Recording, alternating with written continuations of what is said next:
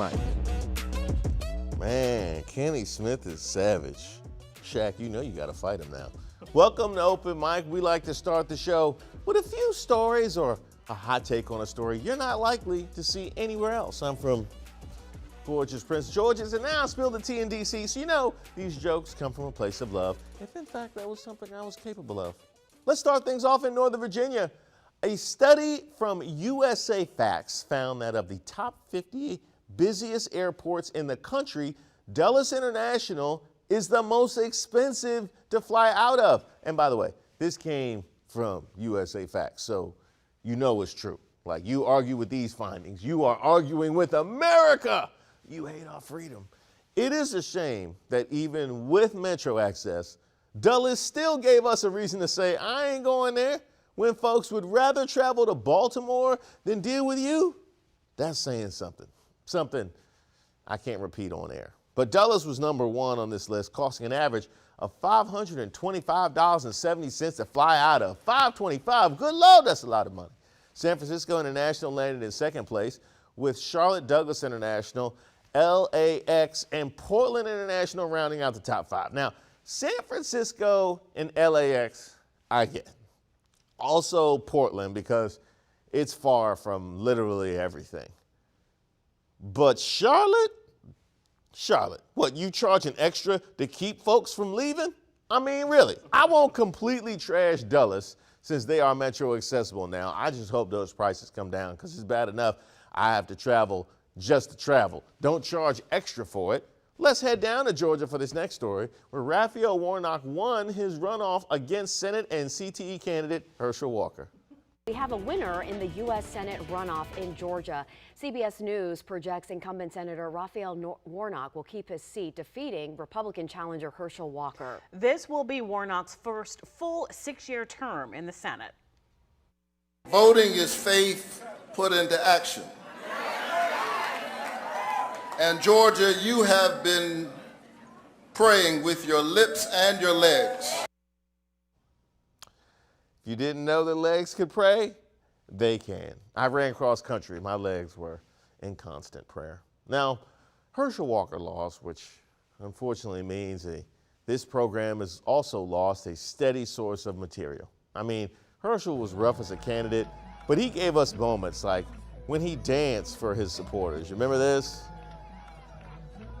Or when he called for a new kind of solution in the wake of another school shooting. What about getting a department that can look at young men, that's looking at women, that's looking at just social media? What about doing that, looking into things like that? Or his embrace of being called the black C word.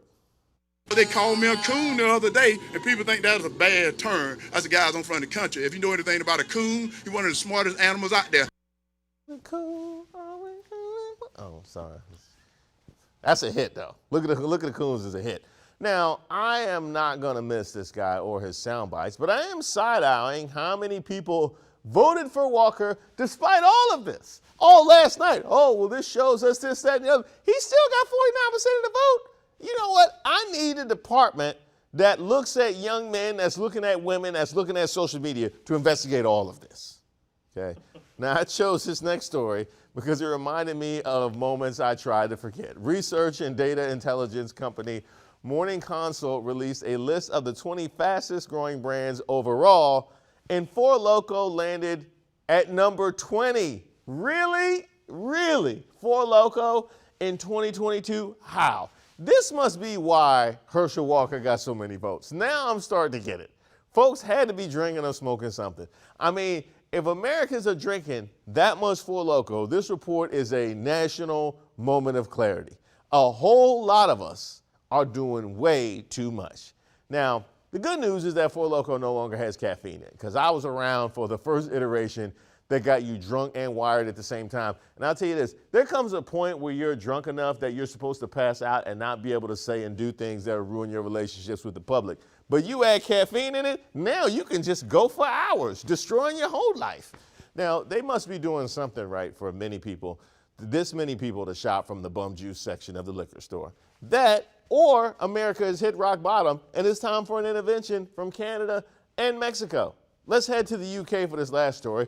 where a London tattoo removal studio named Nama, N-A-A-M-A, is offering free removal of Kanye West tattoos.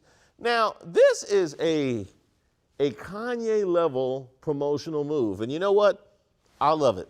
It's just too bad they can't laser remove Kanye's social media presence or all of his albums after My Beautiful Dark Twisted Fantasy. But Kanye's been on a musical decline longer than he's been on a cognitive one. You don't agree? Let's argue. Now, I love that Nama Studio is doing this, but my question is, who are all these people with the Kanye tattoos? I mean, really, like, I need to know who's making these basic life choices. The Kanye announcement originated from the studio's existing Second Chances project, which provides free laser tattoo removal for people with gang tattoos, hate symbols, or other tattoos that people would find traumatic or triggering. They were already doing fantastic things, and Kanye's turn for the Clayton Bigsby just happened to fit the hate symbol mold.